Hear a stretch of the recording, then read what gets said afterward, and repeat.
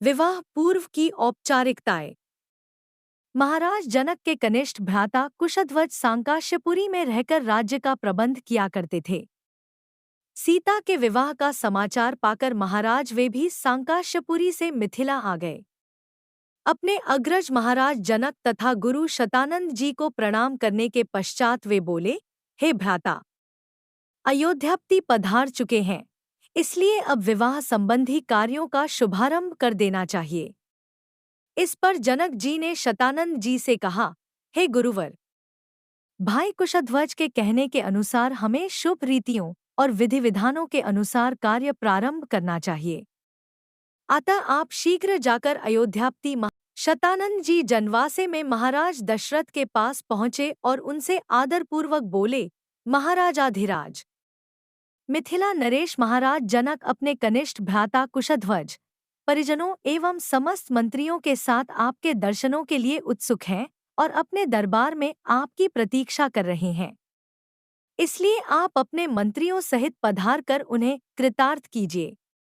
राजा जनक का संदेश पाकर राजा दशरथ गुरु वशिष्ठ, मंत्रियों एवं राजकुमारों के साथ वहां पहुंचे जहां राजा जनक उनकी प्रतीक्षा कर रहे थे। मिथिलापति ने खड़े होकर उन सबका स्वागत किया और उन्हें बैठने के लिए यथोचित स्थान प्रदान किया। जब सब अपने अपने स्थानों पर विराजमान हो गए तो इक्ष्वाकु वंश के गुरु वशिष्ठ जी ने राजकुमारों का गोत्र पढ़ना प्रारंभ किया, जो इस प्रकार था। आदि रूप स्वयंभू ब्रह्मा जी से मरीचि का जन्म हुआ। मरीचि के पुत्र कश्यप हुए।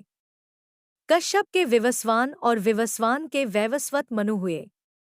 वैवस्वत मनु के पुत्र इक्ष्वाकु हुए। इक्ष्वाकु ने अयोध्या को अपनी राजधानी बनाया और इस प्रकार इक्ष्वाकु कुल की स्थापना की। इक्ष्वाकु के पुत्र कुक्षी हुए। कुक्षी के पुत्र का नाम विकुक्षी था। विकुक्षी के पुत्र बाण और बाण के पुत्र अनरण्य हुए। अनरण्य से पृथु और पृथु से त्रिशंकु का जन्म हुआ। त्रिशंकु के पुत्र धुंधुमार हुए। धुंधुमार के पुत्र का नाम युवनाश्व था। युवनाश्व के पुत्र मांधाता हुए और मांधाता से सुसंधि का जन्म हुआ। सुसंधि के दो पुत्र हुए, ध्रुवसंधि एवं प्रसेनजित। ध्रुवसंधि के पुत्र भरत हुए। भरत के पुत्र असित हुए और असित के पुत्र सगर हुए। सगर के पुत्र का नाम असमंज था। असमंज के पुत्र अंशुमान तथा अंशुमान के पुत्र दिलीप हुए। दिलीप के पुत्र भगीरथ हुए। इन्हीं भगीरथ ने अपनी तपोबल से गंगा को पृथ्वी पर लाया। भगीरथ के पुत्र ककुत्स्थ और ककुत्स्थ के पुत्र रघु हुए।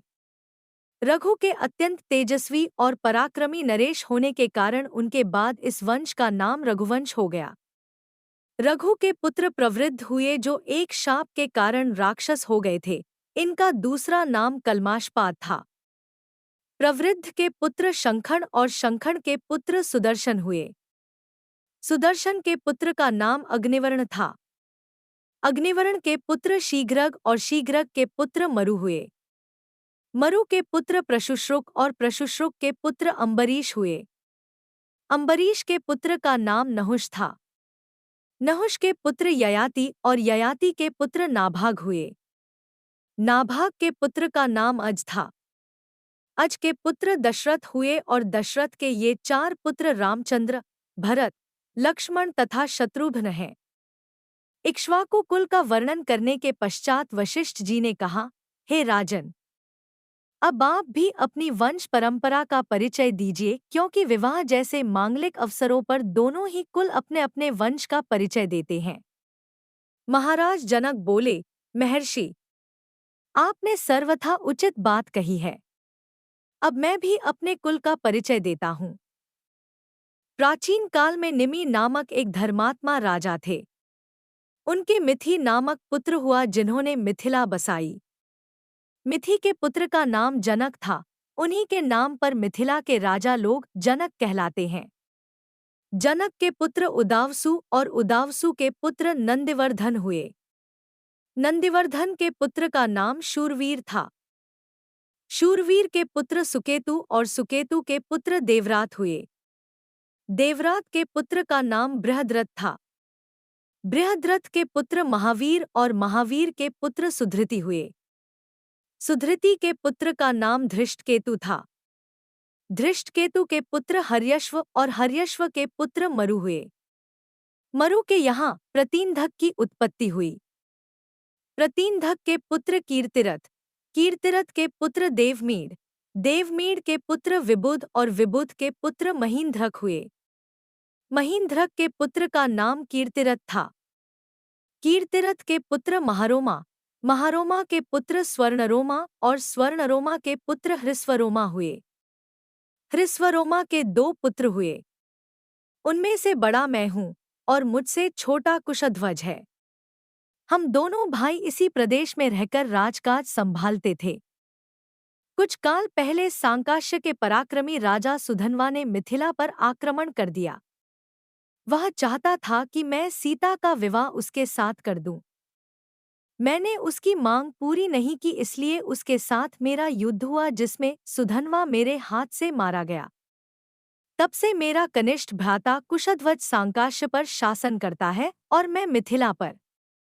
मैं अपनी बड़ी पुत्री सीता का विवाह राजकुमार रामचंद्र के साथ और छोटी पुत्री उर्मिला का विवाह उनके कनिष्ठ भ्राता लक्ष्मण के साथ करना चाहता हूँ।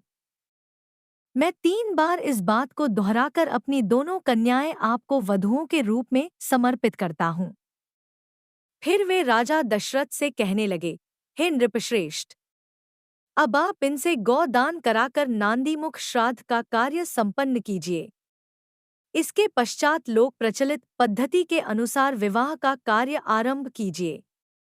यह अवसर सर्वथा उपयुक्त एवं कल्याणकारी है। आज मघा नक्षत्र है। आज से तीसरे दिन फाल्गुनी नक्षत्र होगा। इससे अधिक उपयुक्त समय विवाह के लिए दूसरा नहीं हो सकता। आप इन दोनों भाइयों के अभ्युदय के लिए गौ, भूमि, स्वर्ण, तिल आदि का दान कराइए। राजा जनक के कथन समाप्त होने पर महामुनि विश्वामित्र बोले, हे राजन, आप और राजा दशरथ दोनों के ही कुल पूर्णतया धर्मप्रायण, कीर्तियुक्त एवं समान है। अतः इन दोनों कुलों में विवाह संबंध सर्वथा उपयुक्त है। सीता और उर्मिला भी राम और लक्ष्मण के सर्वथा उपयुक्त हैं। आपके कनिष्ठ भ्राता कुशध्वज भी आपकी ही भांति धर्मप्रायण एवं प्रतिभा संपन्न है। इनकी भी 2 रूपवती, सुंदर एवं विवाह योग्य कन्याएं हैं। हे नरश्रेष्ठ, मैं चाहता हूँ उनका भी विवाह महाराज दशरथ के 2 योग्य और पराक्रमी पुत्रों भरत और शत्रुघ्न के साथ हो जाए। विश्वामित्र की बात सुनकर जनक बोले, हे मुनिवर, आपके इस आदेश को स्वीकारते हुए मैं अपने कुल को धन्य समझता हूँ। आप भरत और शत्रुघ्न को आज्ञा दीजिए कि वे कुशध्वज की दोनों कन्याओं मांडवी एवं श्रुतकीर्ति को अपनी अपनी पत्नी के रूप में स्वीकार करें। इसके बाद मिथिला नरेश से अनुमति लेकर राजा दशरथ वशिष्ठ जी और विश्वामित्र जी के साथ जनवासे में लौट गए। दूसरे दिन चारों राजकुमारों ने याचकों को 1-1 लाख स्वर्ण मंडित सींगों वाली गौएं दान दी और भी बहुत सारा धन, आभूषण, रत्न आदि ब्राह्मणों को दान दिए।